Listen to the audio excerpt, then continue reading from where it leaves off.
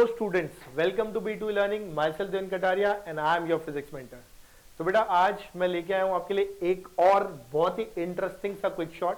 और मैं आपको ऑनेस्टली बता रहा हूँ ये एक ऐसा पार्ट है जहां पे मेजॉरिटी ऑफ द स्टूडेंट्स फंस जाता है, बहुत बुरी तरह फंस जाता है। वो एक क्वेश्चन देख के ही छोड़ देते हैं।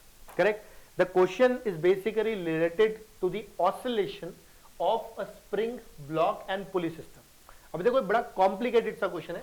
आपके पास एक स्प्रिंग दे रखी है, एक और स्प्रिंग दे रखी है और एक ब्लॉक दे रखा है और दो पुली दे रखी है।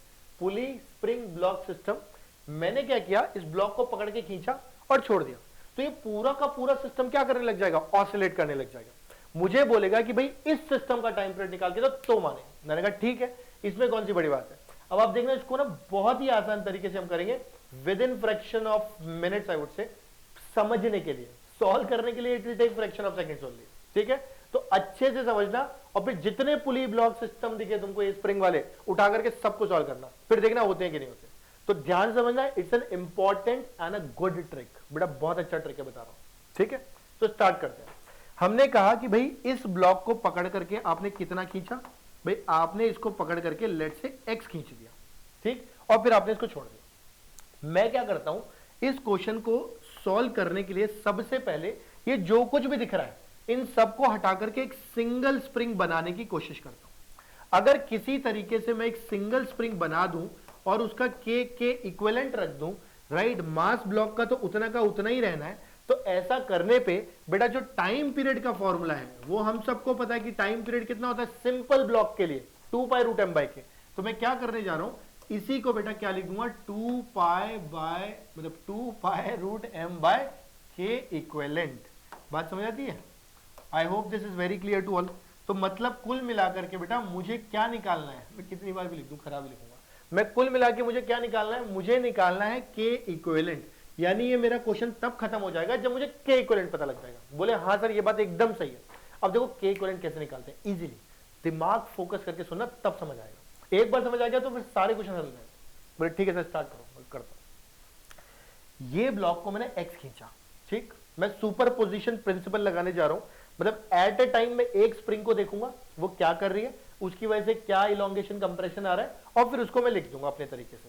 तो समझो सबसे पहले क्या करना चाह रहा हूं, मैं ये करना चाह रहा हूं कि अगर मैं ब्लॉक एक्स को खींचता हूं तो ये दोनों स्प्रिंग कितना कितना खींचती है, मतलब इनमें क्या इलॉन्गेशन या कंप्रेशन आता है, ठीक, और उनको मिलाकर के एक्स की फॉर्म में कैसे लिख सकता हूं। तो आराम से सुनना, अगर आपने इसको ब्लॉक को एक्स नीचे खींचा तो आपको भी पता है कि ये जो K1 स्प्रिंग है ये कहां जाएगी, ऊपर की तरफ। कितनी हमें नहीं पता, हम अपने एंड से मान लेते हैं कि भाई ये ऊपर की तरफ कितना जा रहा है, कैसे लिखूं यार, ये ऊपर की तरफ कितना जा रहा है, मान लो x1 जा रहा है, ठीक है, x1 हमें नहीं पता था कितना है तो हमने x1 मान लिया। बोले हाँ सर ठीक है। इसके बाद ब्लॉक को अगर नीचे खींचोगे तो बेटा ये वाली स्प्रिंग तो इलॉन्गेट होगी ना। नेचुरली सोचो, जब इसको देख रहे हो तो इससे कोई लेना देना नहीं है, खाली स्प्रिंग को देखो। ब्लॉक को खींचा तो ये वाली स्प्रिंग क्या होगी, खींचेगी, यानी कि ये नीचे की तरफ जाएगा बाय हाउ मच, x2।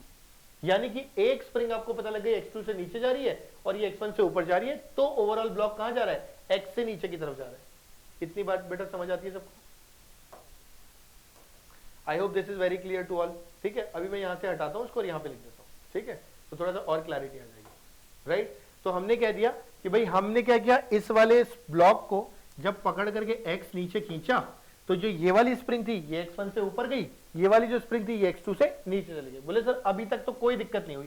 भाई ब्लॉक को खींचोगे तो जब स्प्रिंग को देखोगे तो ये स्प्रिंग ऊपर जाएगी, ये वाली स्प्रिंग को देखोगे तो ये नीचे जाएगी, वो का वो लिख दिया। अब बेटा काम की बात, बस यहीं पे के इक्विवेलेंट निकलने वाला है फटाफट से। x जो है टोटल x, ठीक ठीक, वो किसकी वजह से आ रहा है, x1 और x2 की वजह से। ध्यान से सुनना बेटा, ध्यान से सुनना। अगर ये स्प्रिंग x1 ऊपर जाती है तो ये पुली इफेक्टिवली अगर आप देखोगे तो यहां से भी x1 फ्री करेगा, यहां से भी x1 फ्री करेगा, तो टोटल ब्लॉक कितना नीचे चला जाएगा, 2x1। बात समझ आती है? भाई जैसे ये ऊपर गया, इसके ऊपर जाने की वजह से यहां से भी कुछ x1 फ्री हुआ और यहां से भी कुछ x1 फ्री हुआ, तो दोनों से जब x1 फ्री होगा तो ओवरऑल ब्लॉक कितना नीचे जाएगा, 2x1। मतलब x1 की वजह से x में कितना कॉन्ट्रीब्यूशन आया, बोले सर 2 टाइम्स आ गया। बेटा क्लियर है यहां तक? बोले हाँ सर यहां तक तो समझ आ गया, अभी तक तो कोई दिक्कत नहीं थी। मैंने कहा ठीक है, अगर ये क्लियर है तो ये मैं हटा देता हूं जिसका रिक्वायरमेंट मुझे नहीं है। बोले आगे बढ़ते सर, x2, ये अगर x2 से नीचे गई, इस स्प्रिंग को नहीं देखना है, एक बार में एक को देखना है। तो ये अगर x2 से नीचे गई तो ऑब्वियस सी बात है कि ब्लॉक भी कितना नीचे जाएगा, x2 ही तो जाएगा, डायरेक्टली कनेक्टेड है, यानी कि प्लस कितना लिख दूं, x2 लिख दूं।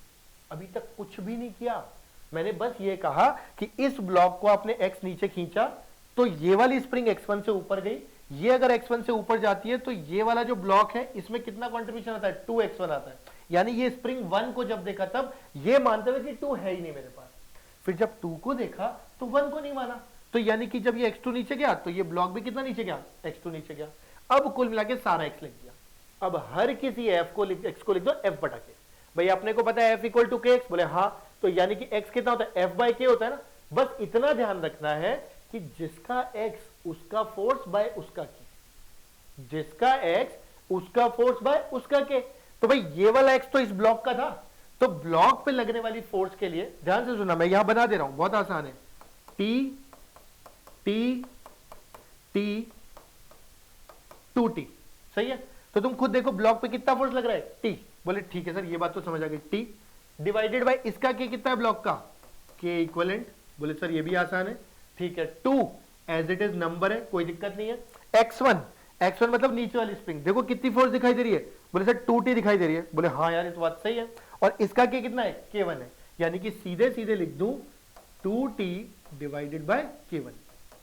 बोले हाँ सर कोई दिक्कत नहीं अभी तक। मैंने कहा अरे आगे भी नहीं आएगी, टेंशन मत लो, खत्म होने वाला है सवाल।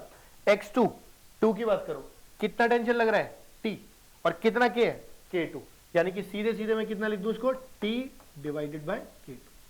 अब आप देखो बेटा ध्यान से, T T T गॉन, आपके पास सीधे सीधे K इक्विवेलेंट का वैल्यू निकल करके आ गया। क्लियर, कोई दिक्कत है इसके अंदर, K इक्विवेलेंट का वैल्यू सीधे यहां से निकल करके आ जाएगा। भाई कितना लिखा है, 4/K1 प्लस 1/K2, कोई डाउट।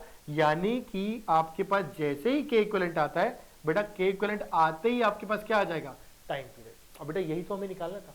आप सोचो इतना कॉम्प्लेक्स डायग्राम, इतना कॉम्प्लेक्स क्वेश्चन का ऑसिलेशन हमने सिर्फ 1 से 1.5 मिनट में आपने सॉल्व कर दोगे। और अगर आपने 1 2 3 क्वेश्चन प्रैक्टिस कर लिए then it will not take more than a minute for sure. For complex question, आसान क्वेश्चन तो एक बार में हो जाएगा।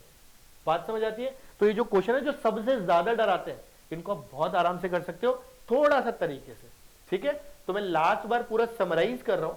आप पहले ब्लॉक को पकड़ के एक्स खींचो, फिर देखो कि दोनों स्प्रिंग या जितनी स्प्रिंग है वो अलग अलग से क्या कर रही है। ये स्प्रिंग x1 से मुझे ऊपर जाती हुई दिखाई दी, ये स्प्रिंग मुझे x2 से नीचे जाती हुई दिखाई दी।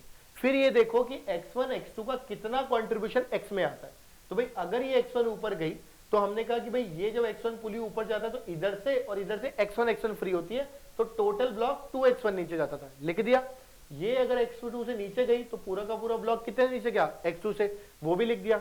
उसके बाद बेटा जो भी x है उसको f/k मतलब फोर्स बाय k, किसका फोर्स, जिसका x लिख रहे हो, किसका k, जिसका k लिख रहे हो। और फोर्स दिखाने के लिए तो बेटा कुछ नहीं करना, टेंशन लिखना है, t यहाँ पे कितना 2t। अब सिंपल वैल्यू पुट करो, t कट जाएगा, k इक्विवेलेंट निकल करके आ जाएगा, और बेटा वो निकालते ही 2π√m/k equivalent is the answer. I think you would have got it. थोड़ा टिपिकल है, आई नो कॉम्प्लेक्स है, बट एक बार समझ आ गया बेटा उसके बाद हलवा है। ज्यादातर बच्चे छोड़ देते हैं, आप पकड़ लोगे आगे निकल जाओगे, ठीक है। So with this I will and this particular quick shot.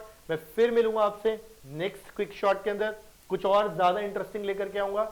Meanwhile take care, stay safe, study hard and get good results. और बेटा अगर आपको लगता है कि जो मैं ट्रिक्स बता रहा हूं वो यूजफुल है, यूनिक है, इंटरेस्टिंग है और हेल्पफुल है, तो बेटा then do like and put that same in the comment box, appreciate, and I'll be connected. Bye bye beta, thank you.